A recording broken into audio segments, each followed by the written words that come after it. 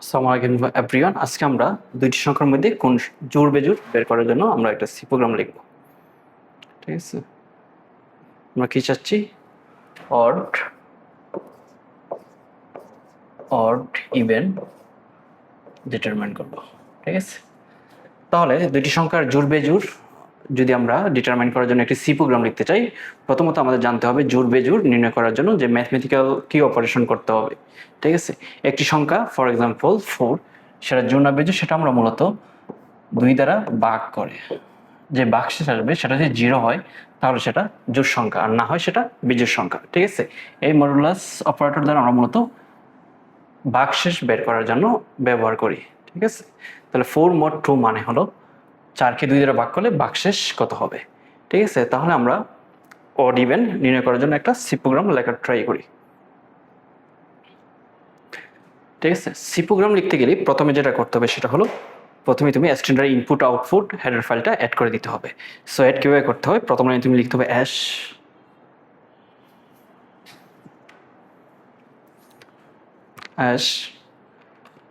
Include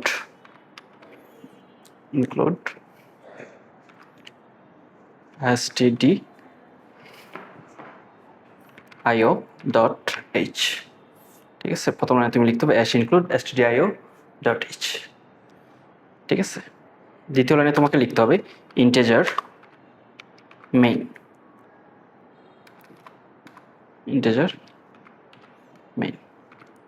third লাইনে তোমাকে কি করতে হবে? একটা কার্লি ব্রেসেস অথবা সেকেন্ড ব্র্যাকেট দিতে হবে। ঠিক আছে, আমরা একটা সংখ্যা ইনপুট নিব ইউজারের হাত থেকে। ইনপুট নেওয়ার আগে আমরা সেটা ইন্টিজার টাইপ ডাটা নিব। সো আমরা লিখলাম একটা ভেরিয়েবল ডিক্লেয়ার করলাম ইন্টিজার n।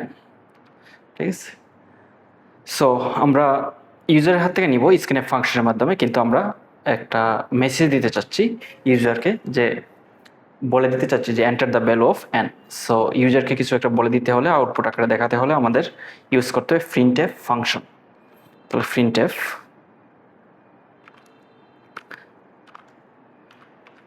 এন্টার, অবশ্য সমস্যা নেই, যা লিখবা তাই উঠবে, enter the value of n।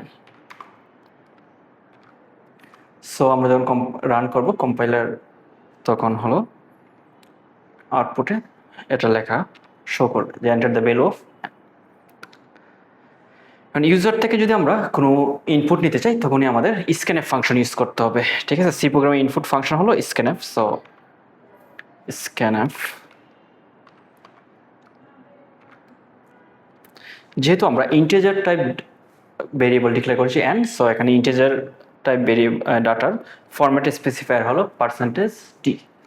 So আমরা এখানে লিখতে হবে %d। যেহেতু একটি সংখ্যা ইনপুট নিব সে কারণে এখানে %d একবার। যদি দুইটি সংখ্যা ইনপুট নিতাম তাহলে %d আমরা দুইবার লিখতে হতো। যদি তিনটি সংখ্যার ইনপুট নিতে চাই তাহলে %d তিনবার।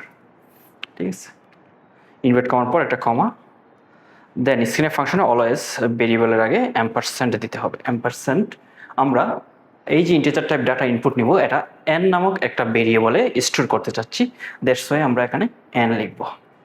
ঠিক আছে, তাহলে প্রত্যেকটা স্টেটমেন্টের শেষে সি প্রোগ্রামে সেমিকোলন দিতে হবে। আমরা একটা সেমিকোলন দিয়ে দিলাম। নেক্সট হলো আমরা চাচ্ছি হলো যদি জোড় সংখ্যা হয়, যদি n নামক যে সংখ্যার মধ্যে যে ভ্যালুটা স্টোর করব, যে নাম্বার স্টোর করব, সেটা যদি জোড় হয় তাহলে একটা মেসেজ দিবে যে সেই নাম্বারটা হলো জোড়। আর যদি বেজোড় হয় তাহলে সেটা মেসেজ দিবে আমাদেরকে যে সেই নাম্বারটা হলো একটা বেজোড় সংখ্যা। সো আমরা একটা কন্ডিশন দিয়ে দিলাম, ইফ n mod 2।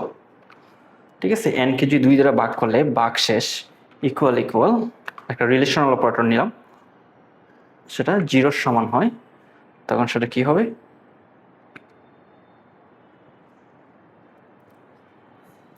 সেটা মেসেজ দিবে আমাদেরকে printf। কি মেসেজ দিবে? printf। প্রিন্টের মধ্যে আমরা যা লিখবো সেই মেসেজটাই দিবে। printf দ্বারা আমরা লিখলাম the number is odd,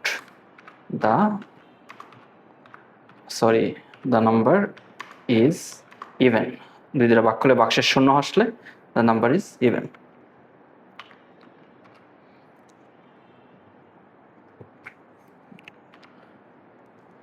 Else the number is, sorry, printf ফাংশনের মধ্যে লিখতে হবে। সো আমরা লিখলাম printf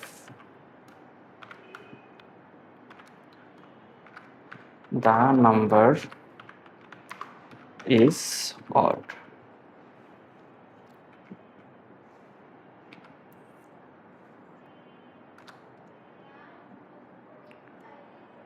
আমাদের প্রোগ্রাম শেষ হলে আমাদেরকে কি করতে হবে, আমরা রিটার্ন 0 লিখতে হবে। সো আমরা লিখে পেলাম রিটার্ন 0, প্রত্যেকটা স্টেটমেন্টের পর সেমিকোলন। ঠিক আছে। সো এটা ফুল ফর্মটা দেখার জন্য আমরা স্ক্রিনটা একটু ছোট করলাম, কন্ট্রোল নেগেটিভ।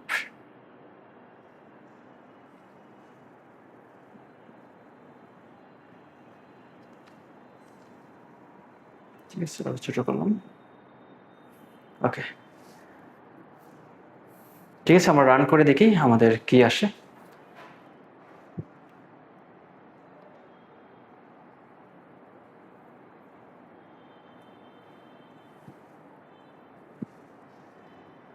ইন্টিজার printf কোথাও কোথাও ভুল আছে, না হলে তো রান হওয়ার কথা। রান হলে কি আউটপুট আসে? dot is integer main integer n printf enter the value of n.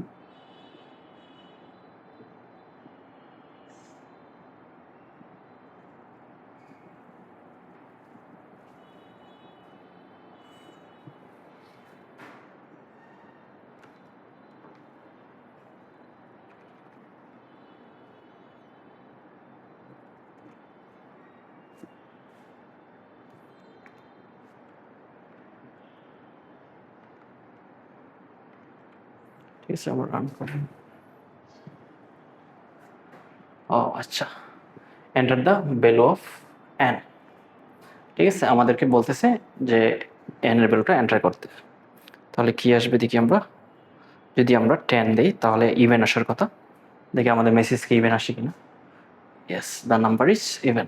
ঠিক আছে, আবার যদি আমরা রান করার ট্রাই করি এগেইন, তাহলে দেখি কি হয়। ঠিক আছে, enter the value of n। So আমরা এখন দিলাম নাম্বার 5। তাহলে আসলে কথা অড, দেখি আমরা অড আসে কিনা।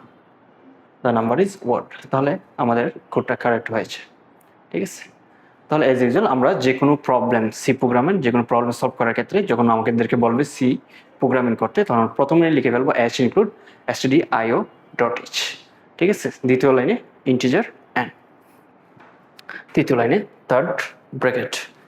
ঠিক আছে, এখান থেকে অনেক কোয়েশ্চেন আসতে পারে এমসিকিউতে, আমরা এটা নিয়েও ডিসকাস করবো।